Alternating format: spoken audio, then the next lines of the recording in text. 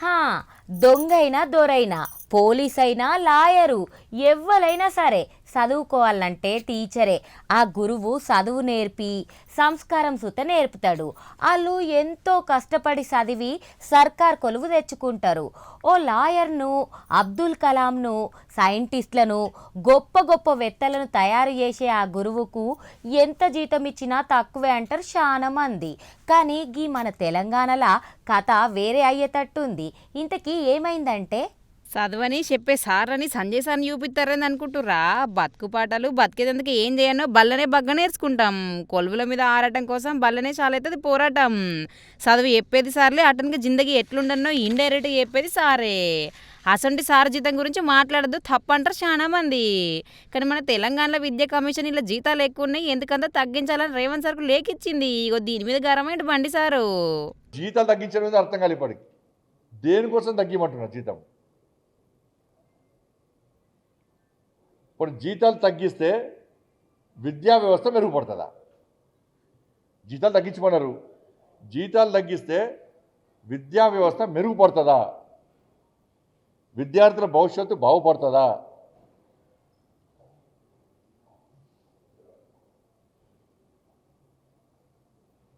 దేని ప్రకారము ఉపాధ్యాయుల జీతాలు తగ్గిమని మీరు నివేదికిచ్చారు? మీ ఆలోచన ఏంది? ప్రభుత్వం ఆలోచన ఏంది?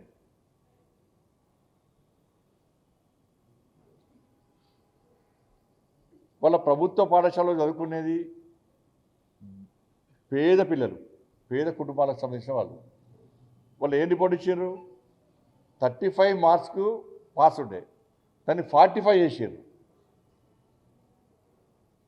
45 చేసారు అంటే ఇక పేద విద్యార్థులు ఉన్న 10th వరకు మాత్రమే, స్కూల్ విద్యకు మాత్రమే పరిమితి. ఇక పై విద్యలు వాళ్ళు చదువుకునే పరిస్థితి లేదు కావాలి. అది అంటే ఈ పేద పిల్లలు కేవలం ఇక్కడికే పరిమితం కావాలి, ఇక ఉన్నత విద్య చదువుకోవద్దు వాళ్ళు. ఇది వీళ్ళ దుర్మార్గపు ఆలోచన వీళ్ళది. 35 మార్కులు అది 45 మార్కులు పెంచుతారు, తగ్గియండి ఇక. అగో అదన్నట్టు జీతాలు తగ్గించడు, పాస్ మార్కులు పెంచిన మీద గరవైండు. సర్కారు నౌకరీ చేసే టీచర్లకు మస్తు జీతాలు ఉన్నాయి, ఎందుకలకు అంత జీతాలు తగ్గియాలని విద్యా కమిషన్ చెప్పుడు. ఇటు 35కు పాస్ ఉన్న మార్కులు 45కు చేసుడు ఏందో కానీ సార్ మస్తు గరవైండు పో. దాంతో ఏం ఫైదానో చెప్పరు మీరు. వసతుల గురించి మాట్లాడరు, విద్యారంగం ఏర్పడితే ఎదుర్కొన్న సమస్యల గురించి మాట్లాడరు. విద్యాశాఖకు ఒక మంత్రిని గ్యారంటీ పెట్టడానికి నివేదికలు రాయరు మీరు. అవి ఇవి కనబడి మీకు కళ్ళ కనబడాయి. మీకు టార్గెట్ ఎవరు? ఉపాధ్యాయులు టార్గెట్. మీకు ఏదో డిఏలు అడుగుతారు కదా, పిఆర్సీ గురించి మాట్లాడుతారు కదా. కానీ ఉపాధ్యాయ వర్గం ఆలోచించాలి. మిమ్మల్ని హేళన చేసే ప్రయత్నం రాష్ట్ర ప్రభుత్వం చేస్తున్నది, అవమానపరిచే ప్రయత్నం చేస్తున్నది. ఉపాధ్యాయ వృత్తి పట్ల సమాజంలో తప్పుడు ఆలోచనలు క్రియేట్ చేసే ప్రయత్నం రాష్ట్ర ప్రభుత్వం చేస్తున్నది. ఇటువంటి దుర్మార్గపు ఆలోచన రాష్ట్ర ప్రభుత్వం ఉంది కాబట్టి దీన్ని ఎదుర్కోవాల్సిన బాధ్యత మీ అందరి మీద ఉన్నది. ఇక సర్కార్ టీచర్ల జీతాలు ఎక్కువ ఉన్నాయి, ఎంబడే తక్కువ వేయాలి, ఇది భరించడం నేరం అన్నట్టు రేవంత్ రెడ్డి సార్కు లేఖిచ్చడితోటి ఈ లొల్లి చాలైంది.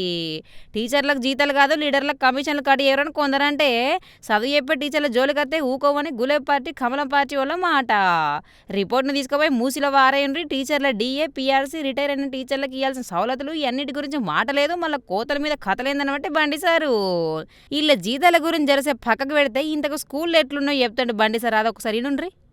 స్కూళ్ళు ఉంటే, పాఠశాలలు ఉంటే టీచర్లు లేరు, టీచర్లు ఉంటే పాఠశాల భవనం లేరు, పాఠశాలలు టీచర్లు ఇద్దరుంటే కనీసం వసతులు లేవు. చాక్ పీసులు, డస్టర్లు కొనుక్కునే పైసలు కూడా లాస్ట్ బడ్జెట్ కూడా లేని పరిస్థితి. వాటర్ ఫెసిలిటీస్ లేవు, టాయిలెట్స్ లేవు, స్కూల్ బిల్డింగ్స్ లేవు, లోపల ఫర్నిచర్స్ లేవు, టీచర్ పోస్టులన్నీ ఖాళీ ఉన్నాయి, స్కావెంజర్ లేరు, డ్రాప్అవుట్స్ ఎక్కువైతున్నాయి. విద్యా విషయంలో విద్యార్థులను ప్రోత్సహించేటువంటి పరిస్థితి లేదు. ఇవన్నీ ఉన్నాయి. దాంతోపాటు ఈ ప్రభుత్వ పాఠశాలలో ఈ పరిస్థితి, ప్రభుత్వ పాఠశాలలో విద్యార్థులు ప్రైవేట్ పాఠశాలకు పోదామంటే ఆ ఫీజులు భరించలేని పరిస్థితి, అంటే ఫీజు రియంబర్స్మెంట్ ఇవ్వలేని పరిస్థితి. ఇది విద్యార్థుల సమస్యలుంటే టీచర్లకు సంబంధించి. వాళ్ళు డిఏలు పెండింగ్ ఉన్నాయని చెప్పి గతం నుంచి అడుగుతా ఉన్నారు. పిఆర్సీ అమలు చేయమంటే అది లేదు. పదవీ విరమణ పొందినటువంటి ఉద్యోగస్తులకు వాళ్ళ బెనిఫిట్స్ లేవు.